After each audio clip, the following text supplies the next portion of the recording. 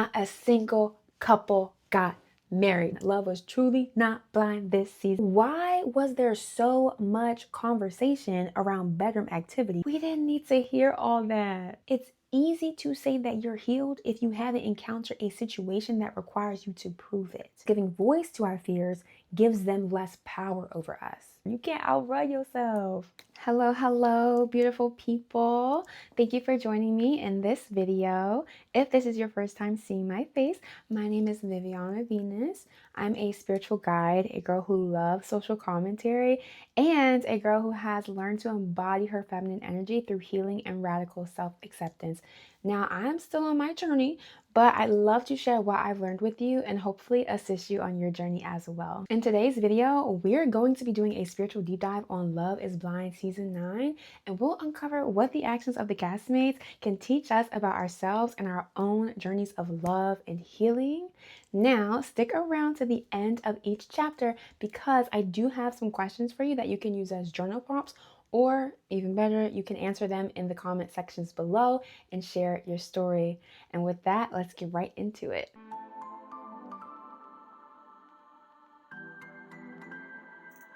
Come here, because we have to talk about the mess that was Love is Blind, okay? Season 9. And now I don't mean a fun, chaotic kind of mess. I mean a disorienting, what did I just watch kind of mess. Because let's be honest, a lot of things fell off this season. We had castmates that were nowhere near ready for marriage. The emotional immaturity was at an all-time high. There were way too many sexual conversations in the pods. We have the usual honeymoon party drama, different casts, same BS.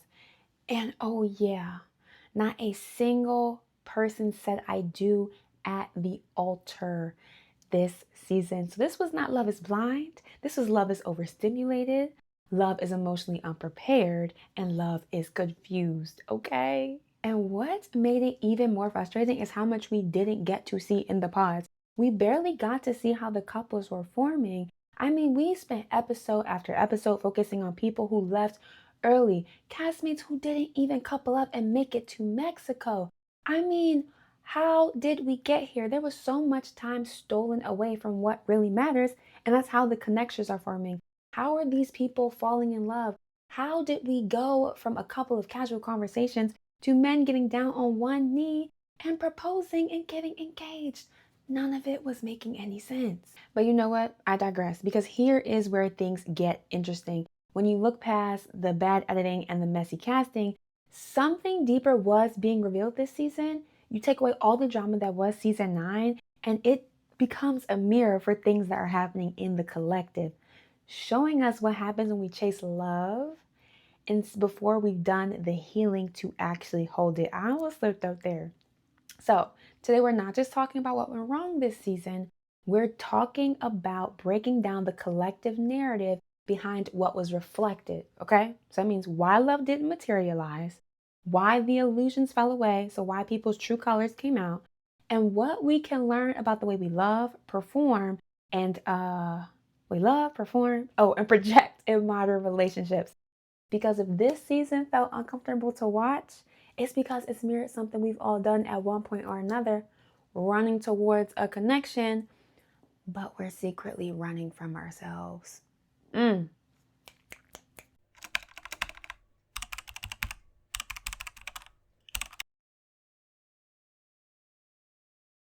Guys, this season of Love is Blind made me uncomfortable for more reasons than one, but a major part of that were the overtly sexual conversations happening in the pods. Can't wait to tie Megan to the bed. Michael. Truly, and I do mean truly, we didn't need to hear all that. It felt like I was watching an episode of Love Island, which on Love Island, those kind of conversations make sense, right? I expect them to be a little raunchy, a little scandalous even, and they definitely were. But it's because they're a bunch of half-naked 20-somethings in a villa all summer. But Love is Blind is not their girl. This is supposed to be a show about forming deep connections. So why did it seem like half of the cast members forgot what they signed up for? which is to get married, right? That's why they're here. Like, Nick, why are you asking Annie if her carpet is wet? And if it's getting wetter or drier? I got spanked. Same. Ew. And Casey, we did not need a full play-by-play of what you were going to do to Patrick when you saw him. Oh, you have a landing strip, and now that's been the whole talk. Shut up.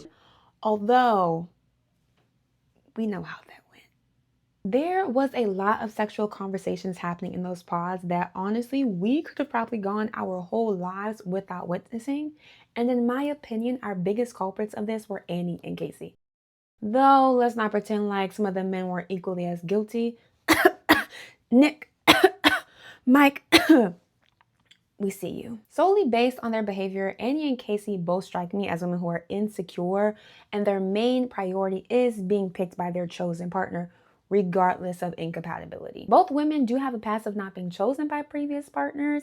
Annie shared that she was in a relationship with someone that she thought was going to be her forever partner, the person she would marry, until she checked his phone and found out that he was texting not just one, but 20 women. 20 women he was involved with. I had this boyfriend that I was like convinced I was gonna marry. I had our kids named, our house picked out, my ring picked out, like I was done. Wow. So I went to go get in bed one night and his phone was laying on the bed. I opened it. Yeah. And it wasn't one girl, it wasn't two girls, like it was like 20. Casey has a history of being with partners who have taken advantage of her. Now, she doesn't go into detail about what this means, but she does share a little bit about her previous boyfriend and that their relationship started based solely on looks. The guy I dated, I saw on a social media platform. He didn't live in Colorado, and it was an initial, I'm solely basing, I want to meet you off of what you look like. Wow. And I feel like same for him. What app? TikTok. What? Oh, sorry. That just blew my mind. Now, we know that when a relationship starts based solely on looks and physical attraction, it can set the stage for a very shallow relationship. And you know, these examples show exactly how the wrong relationship can lead you to feel like you are not good enough, feeling like you have to be or do whatever this person wants you to be, so that way they'll choose you and or stay with you. And you know what? That's what made this season feel so off. It's a show that's meant to be a condensed process of finding love sight unseen to the point where you are hopefully marrying your forever person. So why was there so much conversation around bedroom activities, especially when you can't see this person unless you get engaged to them? Now, looking at this from a spiritual perspective, that's what I love to do. And now when I say spiritual perspective, I mean taking a deeper look at the actions of cast members and exploring what their underlying beliefs may be behind said actions. Now, my guess would be that in having these sexual conversations, they gave themselves more perceived value. By doing this, they could essentially paint a picture in their partner's head. And at the end of the first phase of the experiment, the pods, they're the ones getting engaged. They're the ones getting chosen. Those sexual conversations weren't really about desire or seduction. They were actually about validation, about trying to prove value, prove perceived value. It was less about I'm connecting with you and more pick me, choose me, love me. These sexual conversations between Annie and Nick and Casey and Patrick carry the same energy that we saw with Mike constantly reminding Megan about his wealth. Part of this larger, call it a tribe, but it's a national thing. There's a bunch of guys that are like wealthy that are part of it. I don't know if I told you, but I have a hot tub and a sauna at my place. Ooh. Enough for two people? I got room for you. All right. Might get a little steamy in there. I'm ready. By doing that, he was not so subtly selling himself and saying, I can match your lifestyle, which, I mean, he can. Or like in season 9, we have Chelsea who told Jimmy she looked like Megan Fox. I wouldn't lie to you, Patrick. That would be like telling a guy you look like Megan Fox. Yes. Oh my God. Whether she knew it or not, this was implanting an image in his head so that he would value her over his other connections, and it worked. These are perfect examples of what it looks like when we believe that our external traits carry more desirable value than our internal traits. When we forget the truth of our own worth, we start reaching outside of ourselves for something, searching for anything, whether it's titles, looks, achievements, possessions that might make us more desirable. But what we're really longing for is to feel at home in who we are and to be seen for who we really are. Deep down, we fear that without these things, we'll go unnoticed and we'll go unvalued. It becomes easier to amplify what we have, our external traits, hoping that someone will notice us. For men like Mike, their wealth is their external thing that they lead with, right? They showcase the lifestyle that they can provide with their wealth. For women like Annie and Casey, it's their beauty, their body, their allure, because what they're doing is drawing attention by putting those things on display. But these conversations were nothing more than insecurity dressed as seduction. I mean, they were hoping that by being the most enticing and the most desirable, that they'd become the one getting chosen. Again, the one getting engaged. But underneath it all is the same inner belief. If you were ever a young girl unsure of your worth, or honestly, if you're a woman of any age unsure of your worth and wondering, what the heck is it going to take for someone to truly see me and value me? Then you've probably mirrored some of the same behaviors as Annie and Casey. I know I have. I'm not innocent of that. I remember through much of my early 20s, when it came to dating, I led relationships, if I'm being honest, situationships through my beauty, what I looked like, and how I carried myself. But those dynamics never went anywhere because they started from such a shallow place. And 9 times out of 10, let's just say, they were only there for one thing. And you know what thing I mean. The truth is, you don't attract real love by performing for it. You attract it by being rooted in who you are and rooted in your self-worth. And I know, it sounds like such a cliche because I'm basically saying, be yourself and love will find you. But like, no, seriously, that's the only way to do it if you want genuine connection where someone is there for you and not for what you have. The person that's meant for you will love you as you are, quirks and all. If you're a little weirdo, that's okay. The sexual conversations basically became a surface level way to spark interest or rekindle connection. They were a shortcut to intimacy, hoping it might bring them to being closer to being chosen, leaving with that engagement ring, whether they realized it or not.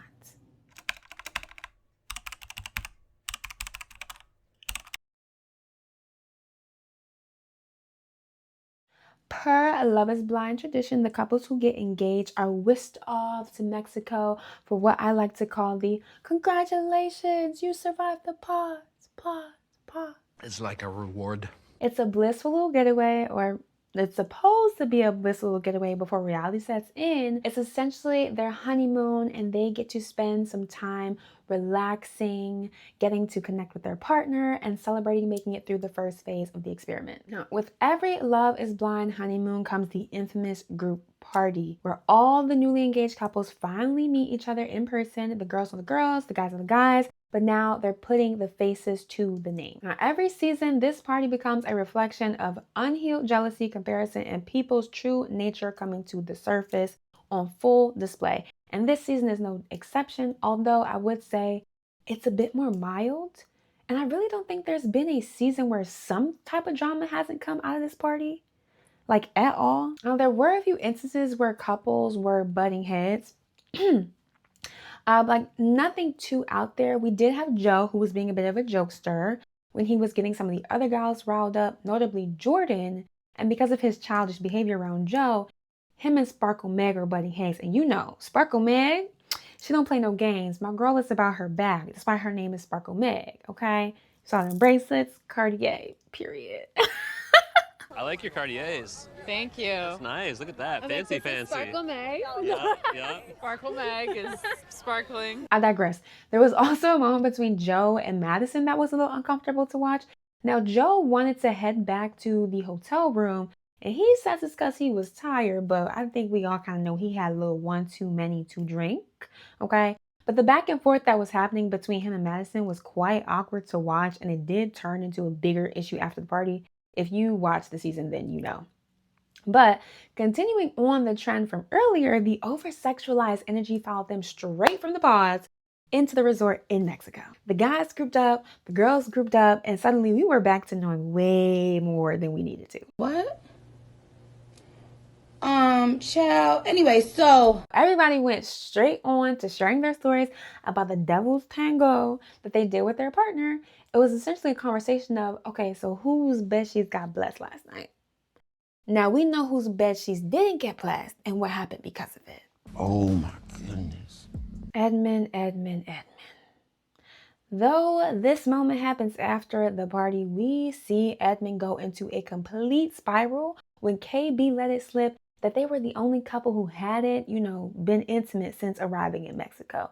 Now, considering that they had had this conversation already, according to KB, about waiting to be intimate until after the wedding, I can imagine that KB was quite blindsided by how much Edmund was reacting over this. The entitlement came all the way out with this one. Edmund acted as if KB had wronged him simply because she didn't want to share her body with him on his timeline. The moment he realized everyone else was getting lucky, you could almost see the shift in his demeanor. His insecurity about not getting laid was turning into ego, or more like his ego was coming out. That nice guy, that was gone. And suddenly, those kind gestures and how he was looking after KB didn't seem so genuine or well-intentioned anymore. It wasn't about love or care in that moment for Edmund. It was about getting rewarded for how he was treating KB. No, and I can't lie, KB. I'm serious. I'm just always the fucking nice guy. What fuck me up? I'm too fucking nice. Edmund's reaction felt so heavy to watch to a point that it was almost triggering. Watching a woman be diminished about her previous sexual experiences and pressured for saying no to physical intimacy was painful to witness. What Edmund displayed was comparison energy in its rawest form, the kind that turns insecurity into entitlement. I mean, we saw a moment of where ego measures through what others are receiving, right? I mean, those group discussions that sparked this whole argument between Edmund and KB weren't just about intimacy. It was about seeking validation and self-worth outside of themselves and focusing on what others were doing or getting. Each person was basically looking around the room and asking themselves silently, are we the most in love? Did we move too fast? Are we moving fast enough? Are we keeping up with everyone else? Ironically enough though, right before Edmund's outburst, he and KB were quite literally discussing which couples they thought were going to make it to the altar and say I do, which led Edmund into voicing that he thinks they are the strongest couples in everyone's eyes. KB, I think today, in their eyes, I think that we're definitely everybody's strongest couple. I don't too much think about what they think. It's really true though. Like, I was talking to everybody. I think like everybody gonna say like me and you are strongest couple. Now props to KB because she had no interest in what others thought about their relationship. Although this conversation was almost like a forewarning to what was about to happen. Now, between comparing the strength of their relationship and their lack of intimacy to what everyone else was doing, during this season, we see that Edmund has a pattern of comparing what he has against what others have. This isn't the only time we see Edmund comparing his relationship with KB to everyone else's this season. When someone grows up feeling overlooked or without stability like he did in foster care, the habit of measuring yourself against what others have becomes normalized. But at what point do we stop seeking validation through comparison and instead nurture the parts of ourselves that still feel unseen and not enough? And from a spiritual lens, that's what this show was revealing, right? Is how quickly ego can hijack love when the fear of not having it creeps in or not being enough creeps in. Think about it. Edmund wasn't really mad at KB for not having sex. He was triggered by his own feelings of lack. That maybe something was wrong with him and that's why KB didn't want to lay down with him. No matter how many times KB said she wants to wait until after the wedding because it's her choice to save intimacy until she really gets to know someone because she values them, Edmund kept focusing on the fact that she didn't want to sleep with him, but she had slept with other people. KB would say that she only did that because she didn't want anything to do with them except the one night, but that's not what Edmund saw. That's not what he heard. All he heard was that she didn't want him. She wanted those other people. Seeing others experience what he didn't made him believe he was missing something, that something was wrong with him. Now, we've all heard it, but comparison truly is a thief of joy because it pulls you out of your own story. It convinces you that someone else's highlight means your path is wrong, when really your story is unfolding in divine timing. When we compare our timeline, our journey, our connection to someone else's, we disconnect from the blessings that are already ours. And that's exactly what happened to Edmund in that moment. He became so focused on what others had, he couldn't see the beauty of what he and KB were building. Although we're not going to get into that because we know how it ended, okay? Okay. Anytime we compare ourselves to others, we're really focusing on what we believe we lack. And if you believe in manifestation, you know where focus goes, energy flows. When we dwell in lack, we attract more of it. The universe mirrors our sense of self-worth, always giving us what we believe we deserve. So, what do you think that means? If your belief is rooted in lack, the universe will reflect that truth back to you. Not out of punishment, but out of resonance. Yet, hold on, the moment you choose to believe you are deserving, that you are worthy, and that you are capable, the moment you stop looking at everyone else and start looking within, everything changes, okay? The comparison fades and self-worth becomes your new magnet. That's when the universe responds differently.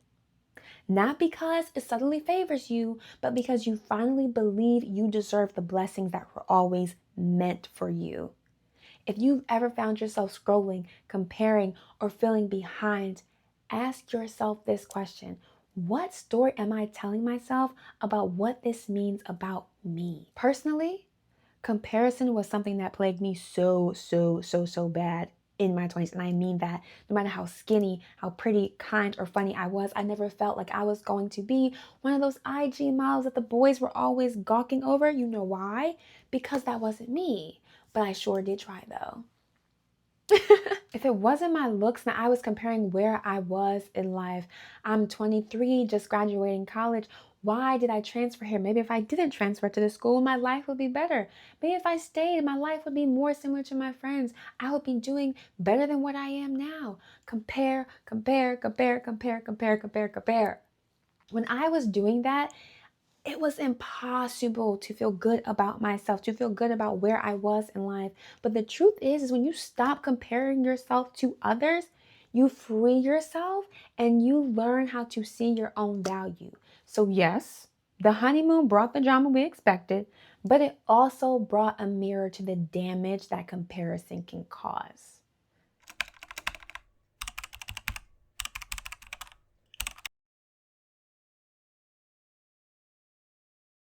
Now, if the honeymoon party gave us a taste of comparison energy, then what comes next is a full course meal of emotional immaturity. And I don't even know where to start. The immaturity was at an all-time high this season from both the men and the women. No one is safe. From the emotional outbursts to the lack of accountability, there was a lot to witness. From Edmund admitting that he eats his boogers and lying on the floor to kiss the ground, to Madison catastrophizing every other conversation with Joe that we witnessed, to Joe himself, who somehow came on the show about getting married only to act shocked when the wedding was scheduled for 3 weeks later. Man. Is it 3 weeks? Your wedding's in 3 weeks. Yeah. Oh, shit. The wedding is in 3 weeks? 3 weeks, man. 3 weeks. Anxiety. To Annie having one too many drunken arguments that left both us and Nick completely confused. To Allie being upset to Allie being upset about Anton's drinking but not being able to communicate her frustration. To Anton acting like he didn't know what happened to those beers and the bottle of tequila. It felt like the collective emotional age of this cast was so much lower than any of the actual ages on the show. But as funny and frustrating as it was to watch, it reveals something about where we are collectively when it comes to love and partnerships. Everyone says they're ready for marriage or a long-term committed relationship, but being ready to find love and being ready to hold space for love, those are two very different things. Spiritually speaking, this was a season of emotional adolescence. This cast seemed to crave the idea of marriage, the wedding, the home, the family, the picture-perfect life. The fantasy of what they thought they wanted was so strong that it didn't matter if the person standing right in front of them was incompatible. The other thing is, the cast wanted love but hadn't yet developed the emotional regulation, communication, or self-awareness to sustain it or the growth it requires. And that's the key word, sustain. Whatever connection they had built up in the pause, y'all, that thing was not lasting in the real world. But that's the experiment, right? Anyone can fall in love when it's convenient, exciting, or new. But it takes emotional maturity to stay grounded when the honeymoon phase ends and the real intimacy begins. And I mean the kind of intimacy that requires you to be fully vulnerable. Because let's be honest, Edmund wasn't being immature. He was craving validation and seeking control. Madison wasn't being dramatic. She was reacting from a deep insecurity and fear of abandonment. Joe wasn't confused. He was disconnected from reality and wanting the fantasy of love without the follow through. And Annie, she wasn't just tipsy. She was expressing repressed emotions through chaos instead of clarity. These weren't random behaviors. They were unhealed wounds playing out in real time right in front of us. You can't call immature love with an unhealed inner child. Now, I mean, you can, but it won't last long because the part of you that hasn't been nurtured will always hijack and sabotage the connection. And until you learn to self-soothe, communicate honestly, and regulate your emotions, you'll keep finding yourself in love stories that mirror your old pain. And I don't want that for you. And listen, this isn't judgment. I'm not judging them. We've all been there. We've all had our spiraling Madison days, our frustrated can't voice it Allie moments, and our, Annie after 2 drinks argument. Definitely too many drinks. Moments where we said we wanted love, but don't know how to operate from a place of love instead of insecurity. Like I said earlier, comparison plagued me so bad in my early 20s, but that also meant that I was operating from a space where I never felt good enough, never. And because of that, every time I was with someone, my insecurities would come to the surface and push them away and sabotage the connection before it could even go anywhere. Not too differently from what we saw Madison and Annie doing. Madison's need for certainty made her catastrophize situations that didn't need to be. I mean, think about Mexico. She wanted Joe to be her forever person, so whenever he expressed any hesitation, she became defensive and shut the conversation down. Not to dismiss him, but because her fear of rejection spoke so much louder than her ability to listen. She couldn't receive his honesty without feeling threatened by it. And the worst part is I don't even think she realized she was doing it. Scary?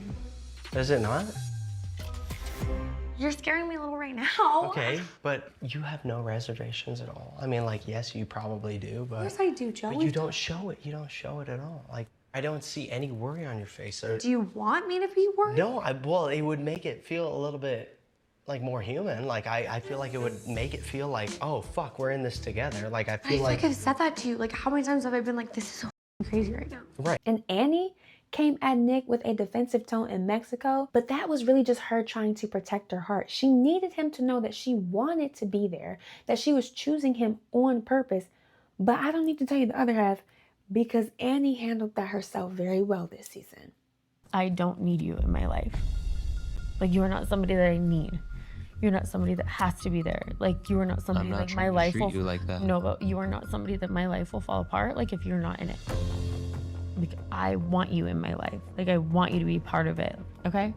This is all just a part of the human condition. Remember earlier when I said the universe gives us what we believe we deserve? If I hold the belief that I'm not good enough, that no one could ever truly love me, even if I never say it out loud, my actions will still reflect that belief. And until I shift that belief, I will keep repeating the same patterns until I decide to rewrite the story by changing what I believe. When you feel yourself getting defensive, clingy, or avoidant in love, that's your inner child begging for protection, saying, please don't let me get hurt again. The lesson isn't to shame that part of you, but to nurture it and parent it, to bring compassion where there used to be chaos, where your wounds are still learning to heal. When you become the safe person you've always been searching for, you finally attract love that doesn't require rescuing, it just requires nurturing and understanding. And don't worry, the person who's meant to love you wholly and fully will stay through all of the messy parts. Because real love doesn't flinch at healing. It understands that healing is a lifelong journey. And the crazier part, some wounds don't even reveal themselves until you encounter the person or the situation that brings them to the surface. It's easy to say that you're healed if you haven't encountered a situation that requires you to prove it. Think on that. The next time you find yourself in a situation where you're operating from a sense of lack, ask yourself these questions. Which part of me still needs reassurance and love? What would it look like to respond from an adult self instead of my wounded self next time?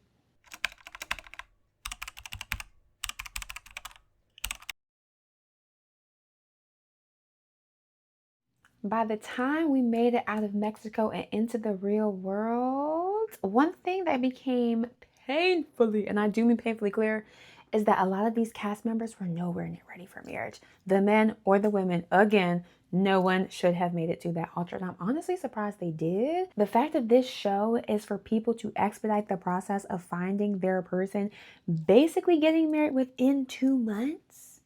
It's crazy that half of them wanted to get married so badly, it almost didn't even matter who they were marrying, or at least that's what it seemed like to me. In the beginning, before the pause, and during the pause, you had people saying, I'm ready to find my forever person. I almost had a wife before, so I've been down that road, I've been engaged. Maybe that didn't work out, but that doesn't take away from the fact that I'm looking for somebody that I can call a soulmate and a best friend. I think I need to let career kind of go to the side for a second and prioritize relationships. All right. Bro, I'm ready to fall in love. Yeah, let's go. I'm serious, bro. I'm gonna be hyped. Like, this shit, tired of the shallow shit. Too shallow right now. Too shallow. I love you. I like 100%, just every cell in my body, I love you. But outside the pause, they couldn't even hold a conversation, a 5-minute conversation, without deflecting, projecting, or self-sabotaging the connection. They wanted a lifetime commitment, but couldn't even practice open and honest communication where they are listening to understand and speaking from the heart. I'm holding back on you about That you don't love me as much as I want you to, like, you know, that you're gonna be happy with me. So you think I don't love you as much as you want me to love you? Seems like you have something else to say about it. Why are you being like this right now? I'm not giving you shit for anything that, like, is your normal work week, like, you not cleaning up after yourself, you not doing your laundry? And Yes. 100%. That's my norm. Try to come and talk to you. It's like, don't talk to me. After the 4 or 5 things that you had already done, correct? Like, let's tell the whole story. Yeah, you going your whole. Let's tell the whole story. We got different stories. Tell me your story, Edmund. I'm gonna tell you my story. Because if they were truly here to expedite the process of getting married, then they need to present the most honest, open, and raw version of themselves to cut through all the BS. You can want and say that you are ready for something like your forever person, but that does not mean you are prepared to receive them. Spiritually speaking, I know y'all gonna get sick of me. This season reflected so much back to us as a collective.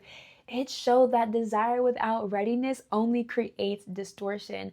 When you chase love before you've built the capacity to receive it, you end up trying to force timing instead of aligning with it. Is it 3 weeks? Yeah, wedding's in 3 weeks. Yeah. Oh shit. The wedding is in 3 weeks? 3 weeks, man. 3 weeks. Anxiety. You can experience this when you are just getting to know someone or when you've been in a long-term relationship. It's like calling in your divine partner, your soulmate, your forever person, but still being in survival mode. You're asking for love, but your heart is being guarded by fear. How is love supposed to find a place to enter when all of your focus is on the fear of not having love or on the fear of losing it? When it comes to relationship, they're not just a manifestation.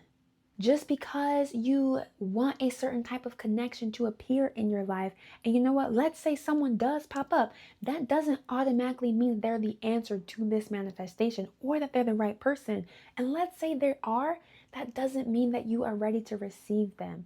Romantic relationships, especially ones that are long-term, are not something that you get like a new phone or a new watch you've been wanting. There's something that you grow into. It's okay to meet someone before you're fully healed, before you've built the capacity to hold space for love. But if this person is truly someone, and I do mean truly someone that you want a life with, then you have to make a commitment to growth, to becoming a more healed, more open and honest version of yourself that can hold the love you've been asking for. I feel that it's a little too commonplace these days that people want love and they crave connection but aren't willing to admit some of their own shortcomings and why they haven't partnered up yet. Now I'll say, sometimes the person you meet truly is a POS, you know. And other times it's because our wounds and fears are pushing them away and we have to be honest with ourselves about that. So when I watched these couples this season, the ones who were forcing chemistry, ignoring incompatibility, and romanticizing an outcome instead of what was right in front of them, I didn't see a failure of this season or failure of love. I saw a collective reflection showing us how unprepared we are to receive the love we claim that we want. This season was screaming, this version of you isn't ready for love you've been praying for, but keep healing and it will be. I promise it will be. I'm fortunate to have been with my current partner for going on 4 years now, and I remember that in the beginning of our relationship, there were so many wounds coming to the surface. I mean, I was terrified to bring anything up that bothered me because I thought it would push him away. I thought that by me speaking up, that by me expressing negative emotions, that would make him leave me. And on the rare occasion that I did actually bring something up, he'd get defensive. Now, not because he didn't care or that he didn't love me, but because my concerns made him feel like he was failing, like he wasn't a good boyfriend, like he wasn't good enough, or that he didn't deserve to be with me. Our relationship started to get better and our arguments got shorter once we finally started to share those fears with each other. The truth is, those arguments were never really about whatever the surface level issue was. They were born from fear and vulnerability on both sides. Until we named what we were both truly afraid of, me losing him and him not feeling good enough, we couldn't really see each other or understand each other, because true connection is born from vulnerability and admitting our fears, because giving voice to our fears gives them less power over us. Now, if you've ever found yourself asking, why hasn't it worked out for me yet? Why haven't I found love? Ask yourself these questions. Have I been preparing for love or just praying for it? Do I want connection or do I want to be rescued? Am I ready to be the kind of partner I keep asking the universe for? The universe doesn't withhold love. You won't lose what's meant for you, but you might have to grow into the person that you're meant to be in order to receive that love. So when I say that most of the castmates were not ready for marriage, that's not me throwing shade at them or judging them. I mean it as a mirror for all of us who said, I'm ready for my forever person while still learning to love the parts of ourselves that don't feel ready yet.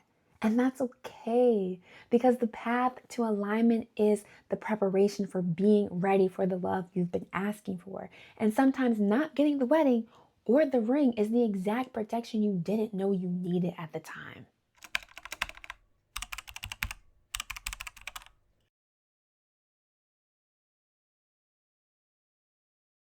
For the first time in Love is Blind history, not a single couple got married. Not one. Love was truly not blind this season. And honestly, I'm kind of glad that it wasn't, because I think it's a good thing when people aren't getting married just to get married. But either way, it's still kind of wild that no one got married, because this show has always sold us the fantasy that building connection can transcend the visual. But man, once these people left the pods and began living in the real world with their chosen partners, the mask, the illusions, they were gone. The masks were gone this season. I mean, it's gone. They're gone every season, honestly. They were at the point where they weren't just seeing the other person anymore. They were witnessing them for who they truly are, or worse. Some tried to keep those rose-colored pod glasses on, doing everything they could to make it to the wedding day, even as the truth became more clear and harder to ignore. Madison, I'm looking at you. Okay, girl? For Joe, those illusions that he built around Madison completely fell apart the moment he saw her. She just wasn't his type. I am into thinner women, I would say, usually. That's just a preference, you know, but not saying I wouldn't, be interested in somebody that's got a more, larger physique. The image that he had created in his head during the pause fell apart at that engagement reveal entirely. I mean, you could see it all over his face and hear it in his voice how confused he was by her. He couldn't even place her voice when they met, as if they hadn't been talking consistently every single day for the past 2 weeks. Whoa. Wow, I was not expecting that. You want like some champagne? Let's do the champagne. Okay. It seemed like I was kissing a stranger. It just didn't even look like the person I've been talking to, like, in my mind. This is wild. I couldn't place the voice. The voice sounded different at first, whoa, dude. Whoa. For Megan now, the illusion of the life that she could build with Jordan fell apart when she was able to witness what he was like outside of those pods. Sure, he could make her laugh, they could have a good time, but as far as lifestyle, they were not a good fit. Not just financially, but also in how they like to spend their time outside of work and the hobbies they enjoy. Sparkle Meg wanted to chat about their days, and Jordan was not having it at all. Like, I understand you work very hard to like put yourself in this position. I don't want to project, you know, my daily stresses on you because it's not fair to you. And I've told you, I would love to learn more about your work. Like, I want to learn that side of you. And like, I get if you don't want to talk about it, but that is a huge part of your life, is what you're doing at work. Same goes for Allie when she learned that Anton's party days weren't that far behind him, and she saw how much he enjoyed a beer after work. What's a normal week for you? A normal week for me is maybe having 1 to 2 nights. I'll turn on like a movie or something, watch it for a couple hours, have a drink or two, and that's about it, and go to bed. That's a concern for me.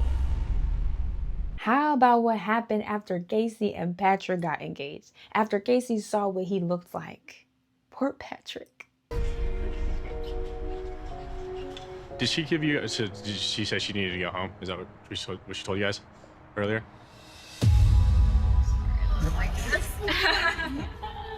How you feeling? I just unfortunately don't think like my attraction to him is gonna grow that much. And it sucks.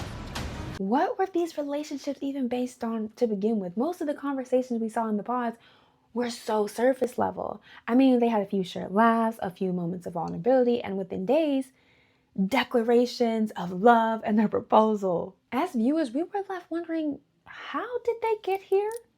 How does a handful, again, of casual conversations with someone you've never seen turn into an engagement? It makes you question if they're getting engaged for love, the idea of love, or maybe even the opportunity for visibility, validation, and monetary purposes.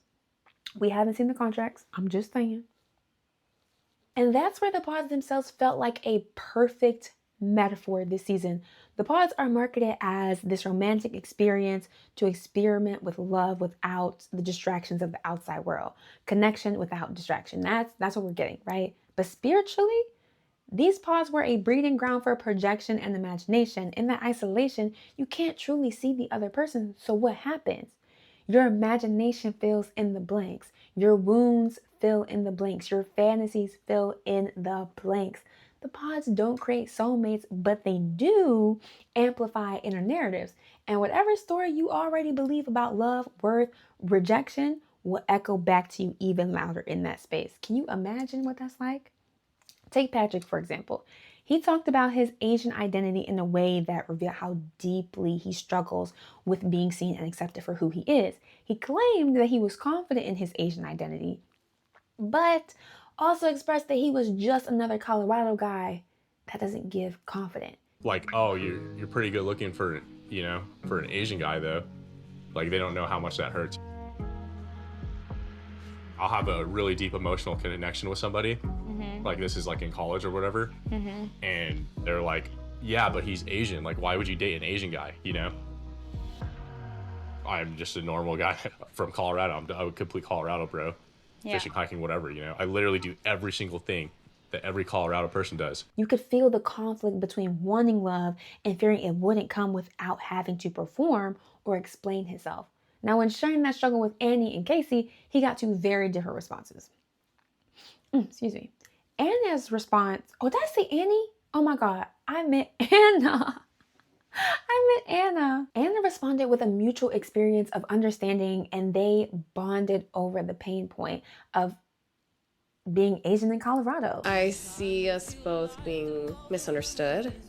With Casey, she basically gave the I'm not racist, I have black friends answer. So, If it were to go further, that even though I grew up Mormon and we're a white family, they're all really accepting and My older brother only dates Asian girls.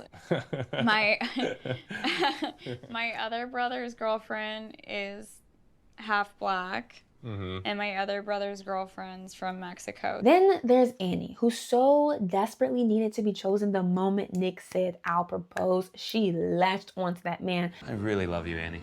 I love you. And I am going to ask you, Annie Lancaster, if you will make me the happiest man alive and be my wife. Yes! Yes? Yes! Yes! Yes! Yes! Not because it was love, but because it felt like safety to her. For her, being picked meant being worthy. Even if the connection itself didn't feel aligned, she was going to make that thing work. And we already know about Nick, okay? He'll feed into any connection that's stroking his ego the most. And then you have Anna, who left early because she carried the belief that she always ruins relationships. She couldn't even let herself stay in the process because her subconscious was already scripting the ending of her story in the pods. Yeah, I have ghosted someone in the sense, like, if we've just been kind of talking. Yeah. Or, like, maybe we've gone on one date and then our texts slowly start just feeling, like, just boring, or, like, they were the last one to respond and I never texted back or something. Yeah. But I've never, like, been dating someone consistently and then just, like, out of nowhere ghost them. Yeah. Each of them winds up playing right into their own inner narrative, creating a self-fulfilling prophecy. But they're not alone in this experience. We've all been guilty of this at one point or another. We all walk into new chapters carrying echoes of old narratives and beliefs. That's the true essence of what we witnessed this season, right?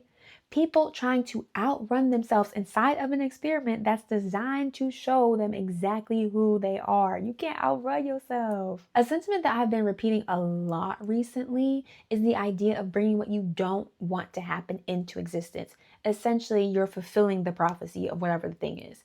If you know the story of Oedipus, then you know how powerful a self-fulfilling prophecy can be. In this Greek myth, Oedipus was told a prophecy that one day he would kill his father and marry his mother. In trying to avoid that exact destiny, he took the action that led him straight into it. And that's exactly what happens when we try to outrun our shadow side, the things we fear. Oh my gosh. The things we fear, the things that we believe about ourselves, and everything we believe that are negative traits about ourselves.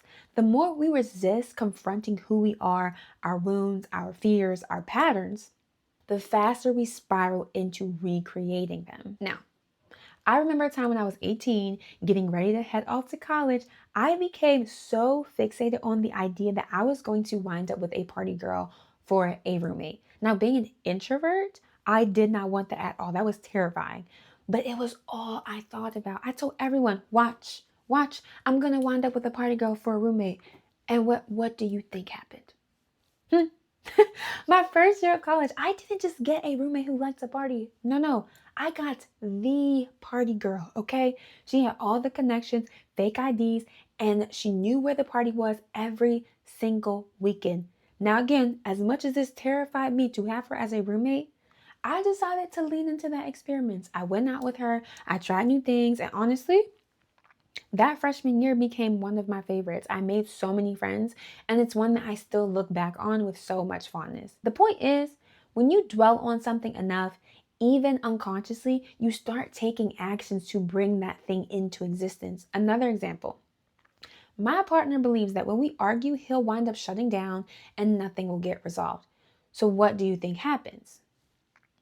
Because he's so focused on the outcome, his actions naturally align with recreating it.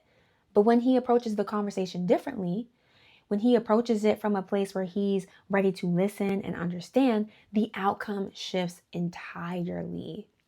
Completely different. He's able to hear me, to see that it's not about him doing something wrong, but about me feeling scared and vulnerable. This is what the universe was showing us through season 9. Listen. When we try to bypass our healing, when we run from our self-awareness and chase the fantasy of instant love, we're not manifesting, we're mirroring. The illusion will always fall away when the truth comes out.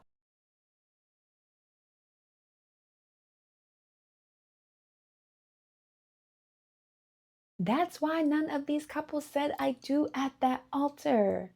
Not because love isn't real, but because love requires a lot of reality. Because love is built on the courage to face your truth and still choose connection. So if you find yourself resonating with this, if you've ever rushed a connection, ignored red flags, or tried to mold yourself into what someone else wanted you to be, ask yourself, what story am I trying to outrun?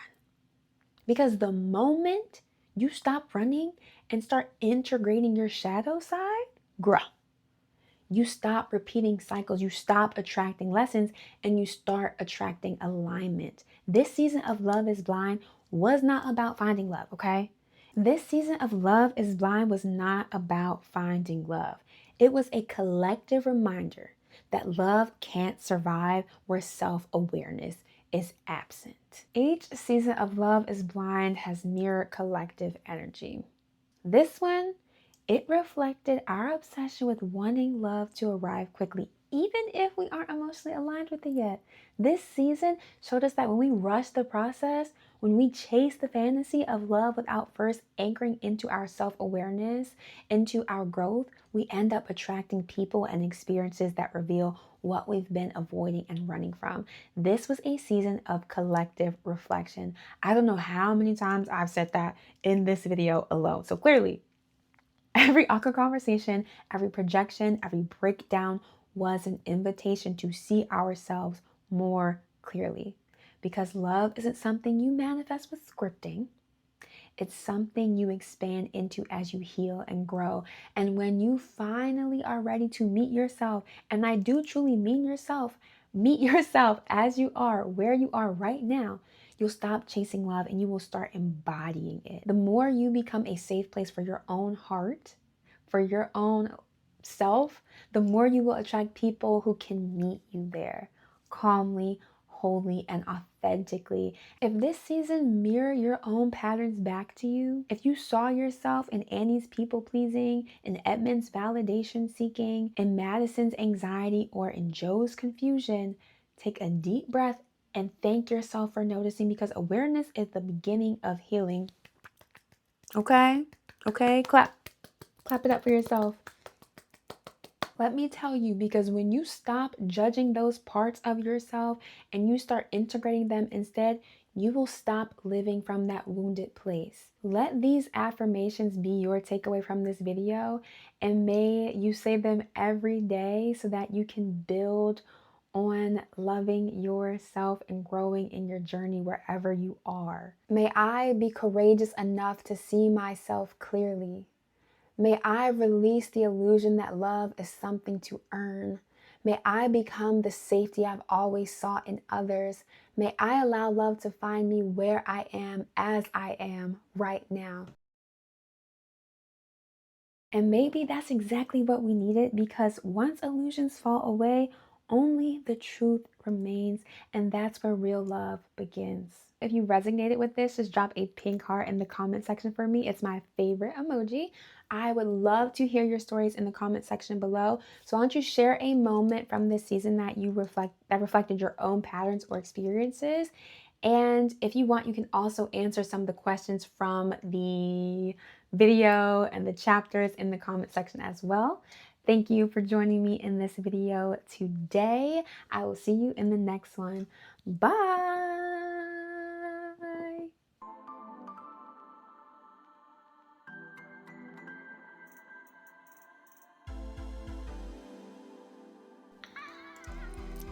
Oh my God. Oh my God. I can't believe it.